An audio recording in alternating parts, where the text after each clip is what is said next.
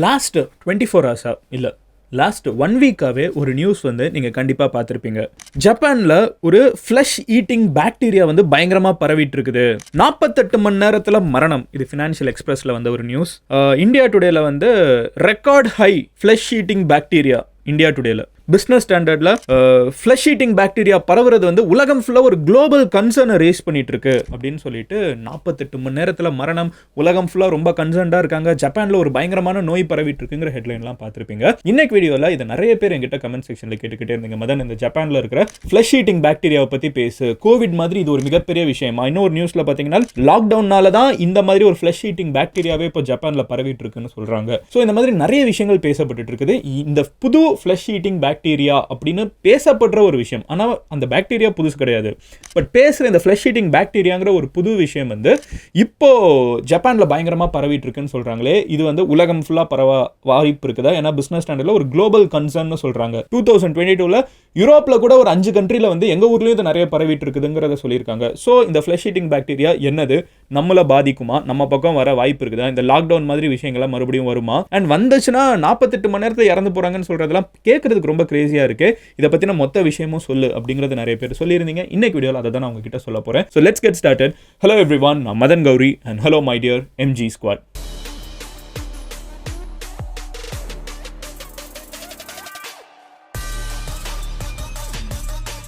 Intro பார்த்தீங்களா? நல்லா இருந்துச்சா? புதுசாக ட்ரை பண்ணி பார்க்கலான்னு நினச்சி யோசிச்சது தான். அது போக வந்து இந்த லுக்கை பற்றி நிறைய பேர் எனக்கு இன்ஸ்டாகிராம்லேயுமே கமெண்ட் பண்ணிருந்தீங்க. ஒன்றும் இல்லை, சும்மா லாங் ஹேர் வளர்த்துக்கிட்டே இருந்தால் முடி வந்து வீடியோ எடுக்கிறதுக்கு முன்னாடி ரொம்ப கஷ்டமாக இருந்துச்சு. அதனால தான் கொஞ்சம் வெட்டி விட்டுருவோன்னு சொல்லி வெட்டி விட்டேன். பட் நிறைய பேர் வந்து லாங் ஹேர் மதன் தான் நல்லா இருக்குன்னுலாம் பேசியிருந்தீங்க. கவலைப்படாதீங்க, விரைவில் வரும். ஓகேவா?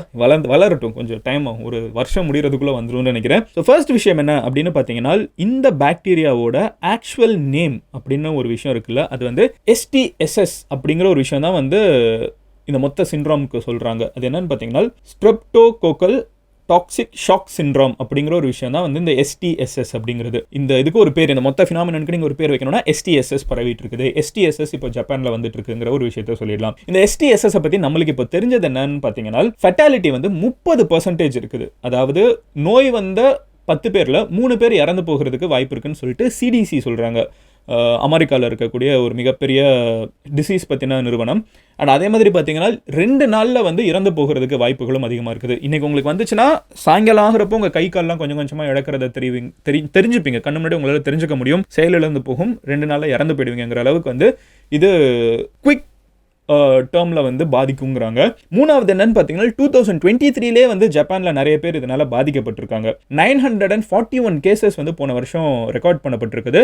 97 பேர் இறந்து போயிருக்காங்க. ஆனால் இந்த வருஷம் ஏன் இது அதிகமாக பேசப்படுதுன்னு பார்த்தீங்கன்னா, ஜான்லேருந்து மார்ச் வரைக்கும், ஓகேவா, ஜான்லேருந்து மார்ச் வரைக்குமே வந்து கிட்டத்தட்ட 1000 கேஸ் கிட்ட வந்துருச்சு.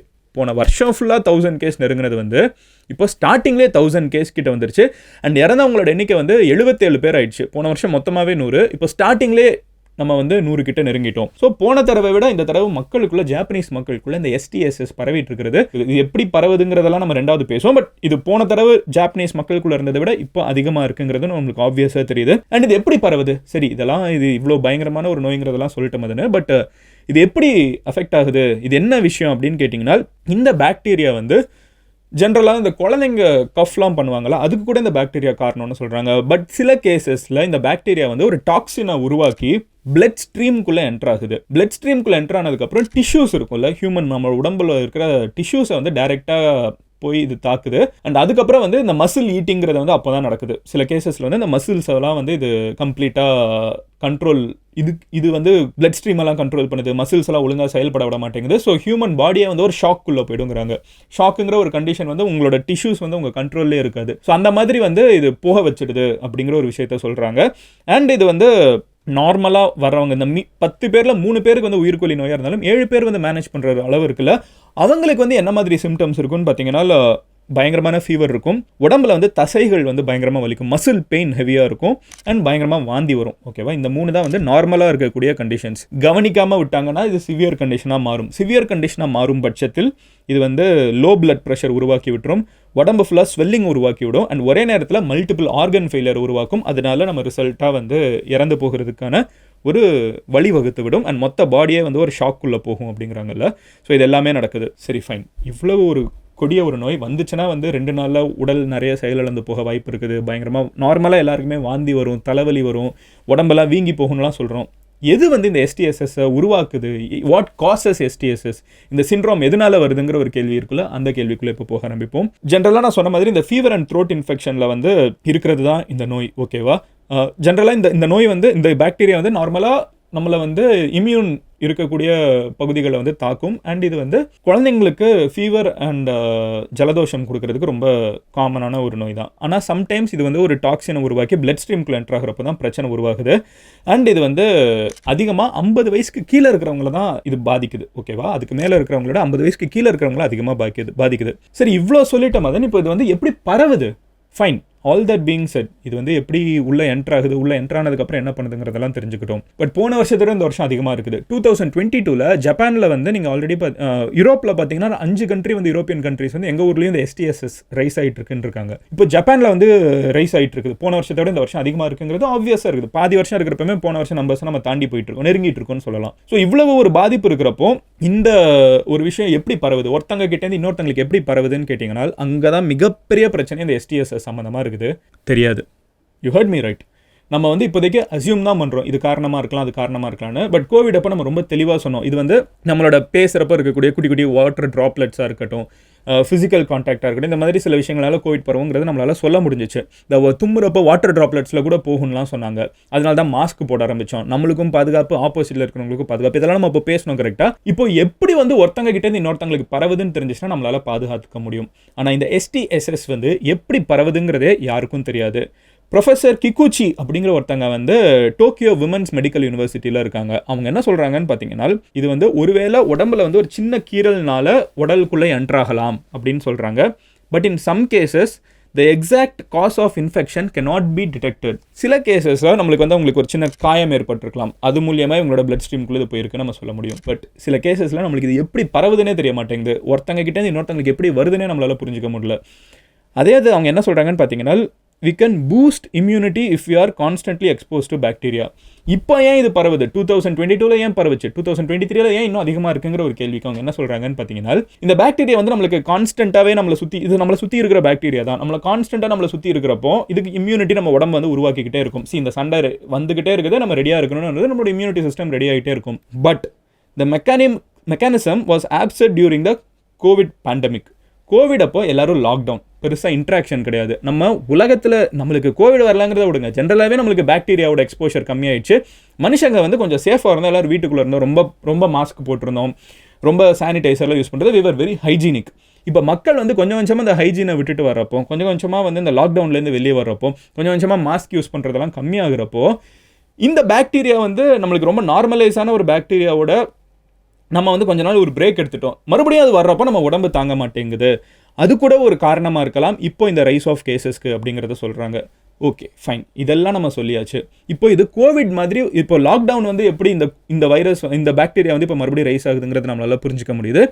லாஸ்ட் முக்கியமான விஷயம் என்னன்னு பார்த்தீங்கன்னா, இது வந்து கோவிட் மாதிரி ஒரு மிகப்பெரிய வைரலான விஷயமா ஆகுமா? இது வந்து மனிதர்களுக்குள்ள ஒரு மிகப்பெரிய லாக்டவுனையோ, ஒரு மறுபடியும் மக்கள் வந்து பயந்து போகிற மாதிரியோ, ஷேர் மார்க்கெட்லாம் கிராஷ் பண்ணுமா அப்படிங்கிற ஒரு கேள்வி ஆப்வியஸாக இவ்வளோ நேரம் பார்த்த எல்லாருக்குமே இருக்கும். ஸோ இந்த கேள்விக்கு வந்து ஹிட்டோஷி ஹோண்டா அப்படிங்கிற ஒருத்தங்க வந்து பதில் சொல்கிறாங்க. அதை நான் உங்ககிட்ட வாசிச்சு மொழிபெயர்த்தும் சொல்கிறேன். This disease is not a respiratory illness like pneumonia or Covid.